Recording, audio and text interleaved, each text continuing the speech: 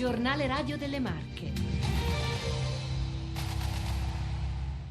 Covid, altre 17 vittime nelle ultime ore, sempre alta la pressione sugli ospedali, occupato il 60% dei posti letto. Scuola, attività commerciali, trasporti e rider, oggi anche nelle Marche un giorno di proteste e mobilitazioni per diverse categorie. Un biodigestore diventa oggetto di scontro tra alcuni comuni della Val d'Aso e la provincia di Ascoli Piceno, si teme un impatto ambientale. Sono le 7:18 minuti 35 secondi. Buongiorno da Francesco Tomè in studio per la prima edizione del giornale Radio Rai delle Marche. Coordina in redazione Patrizia Ginobili, alla parte tecnica in regia vi saluta Giordano Giacchetti.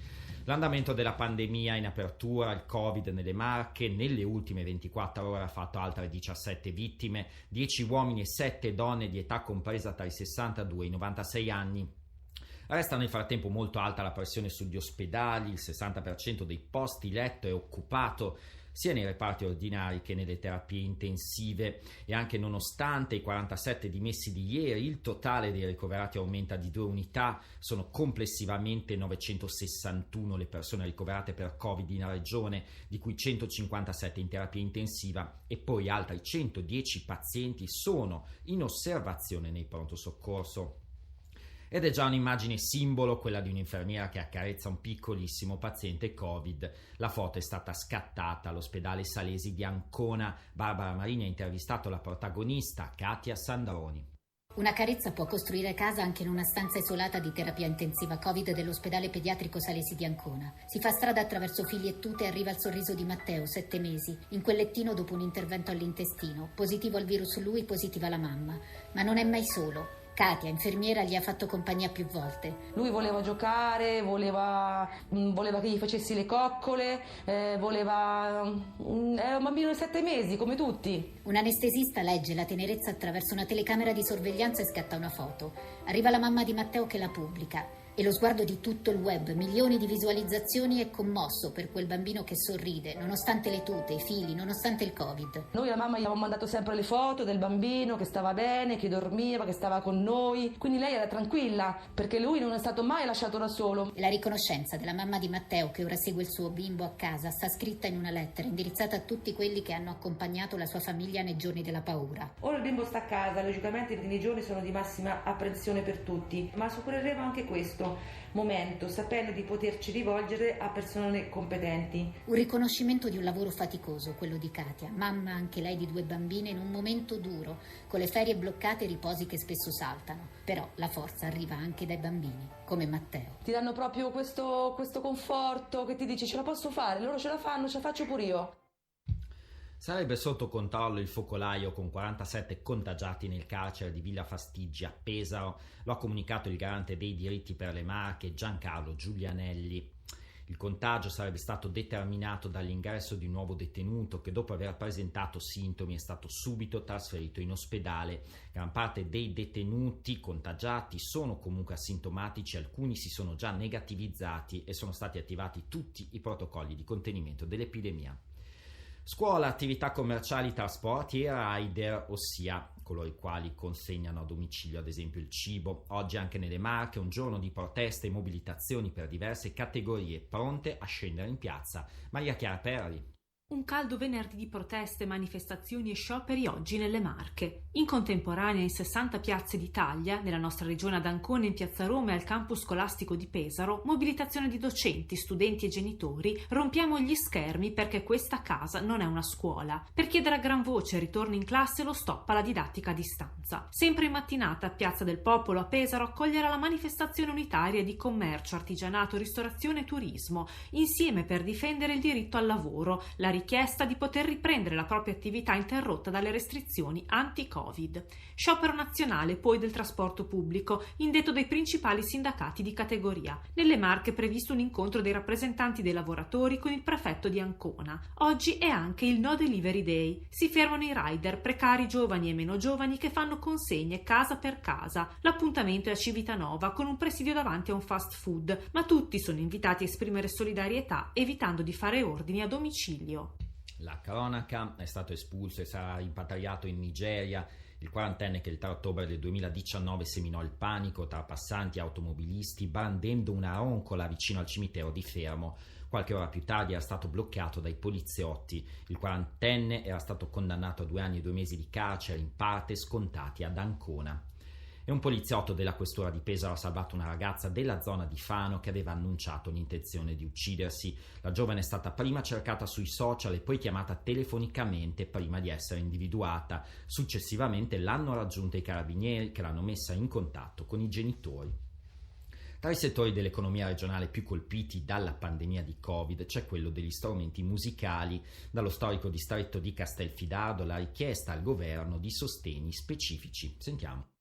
Cancellata dal Covid la musica dal vivo, è calata drasticamente la vendita di strumenti e il conto è salato anche per lo storico distretto della Fisarmonica di Castelfidardo, 130 imprese e 750 addetti con grande vocazione all'export. Per compensare le perdite accumulate in questi mesi di pandemia chiedono sostegni specifici, a cominciare dal ripristino del cosiddetto bonus Stradivari, uno sconto sul prezzo dello strumento per gli studenti di conservatori e istituti musicali, tra i pochi ad animare il mercato di questi tempi. Stiamo chiedendo proprio al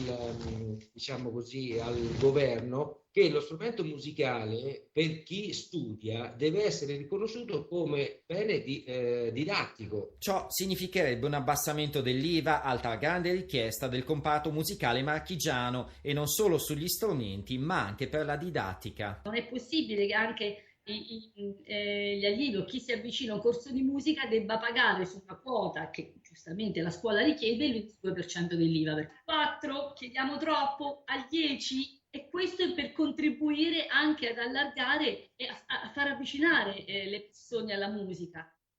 E nel servizio abbiamo sentito le voci di Marco Tiranti, presidente di CN Ancona Sud, e di Maria Grazia Giocondi, imprenditrice del distretto musicale.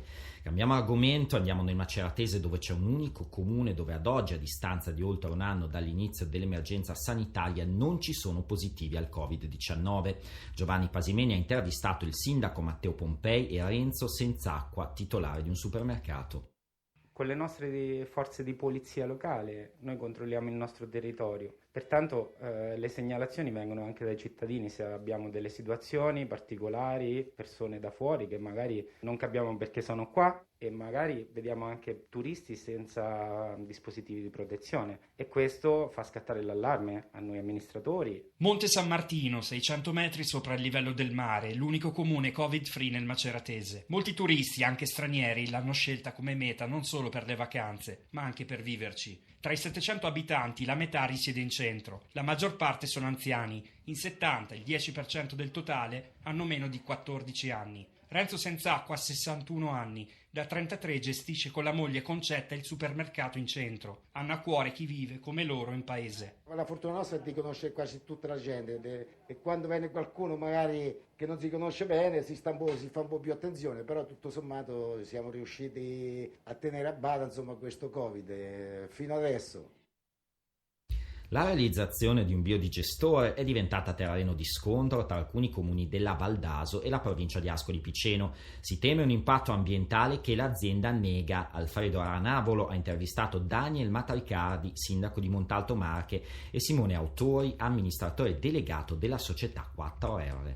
La Val d'Aso è territorio noto soprattutto per le produzioni agricole, nel quale dovrebbe inserirsi un impianto per produrre biometano da rifiuti liquidi. Una società brianzola ha opzionato a tale scopo un terreno che Consind, consorzio di comuni, ha destinato allo sviluppo industriale dell'area, ma è un progetto che ora sembra non piacere a nessuna parte politica. L'opposizione in regione ha invitato la maggioranza a fermarlo. Quest'ultima rimanda a quello che sarebbe l'unico organo deputato, la provincia di Ascoli Piceno, diffidata ora da 20 sindaci dell'Ascolano e del Fermano dal completare la procedura che sostengono presenta irregolarità. Emergono delle situazioni abbastanza oggettive circa la non condivisione con il territorio e con i soggetti portatori di interessi del procedimento e anche una interpretazione del parere ARPAM del tutto condizionata. La provincia interpellata tace, giorni fa ha annunciato ulteriori approfondimenti. Se andasse al Tribunale amministrativo regionale, coloro che avversano il progetto tenterebbero di affossarlo del tutto. Sarà chi di competenza, cioè il giudice giudice amministrativo a doverlo dire, per cui noi andiamo avanti e verificheremo e siamo convinti dell'operato sia della regione che della provincia e del rigore con cui è stata fatta la procedura. L'azienda lavora sulla realizzazione di questo impianto dal 2017 e non intende abbandonarlo, affermando che a trarne beneficio potranno essere anche gli agricoltori della zona. Il biometano prodotto entra direttamente in rete e quindi va nella rete di trasporto nazionale. Il compost, che deve essere un fertilizzante, verrebbe ceduto gratuitamente al territorio circostante. Una notizia di pallavolo: tampone negativo per Yohan Di Leal, lo schiacciatore che era stato contagiato dal Covid torna quindi a disposizione della Lube Civitanova in vista della gara 1 di semifinale scudetto. Domenica pomeriggio all'Eurosuole Forum contro Trento. Diamo uno sguardo al meteo ora, con un progressivo consolidamento dell'alta pressione che caratterizzerà il tempo per i prossimi giorni, garantendo temperature in graduale aumento e tempo stabile. Oggi cielo sereno poco nuvoloso, aumento delle nubi stratificate dalla serata, le temperature saranno in lieve aumento e i venti a regime di brezza con il mare caldo. Domani invece possibili precipitazioni ma temperature in aumento.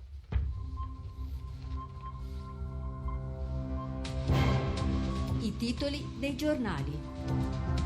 Corriere Adriatico, con un primo piano regionale: quei 20.000 anziani senza vaccino, non abbiamo le dosi. E poi un titolo sull'andamento della curva epidemica: il calo dei contagi si sente anche tra i più giovani, Acquaroli chiama speranza, l'auspicio di tornare in arancione da martedì 6, ma la strada è ancora lunga.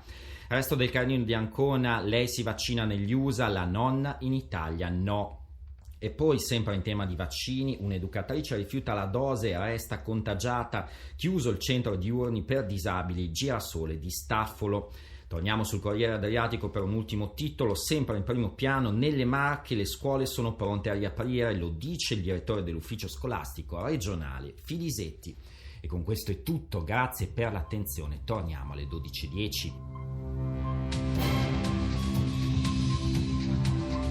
Abbiamo trasmesso TGR, Giornale Radio delle Marche.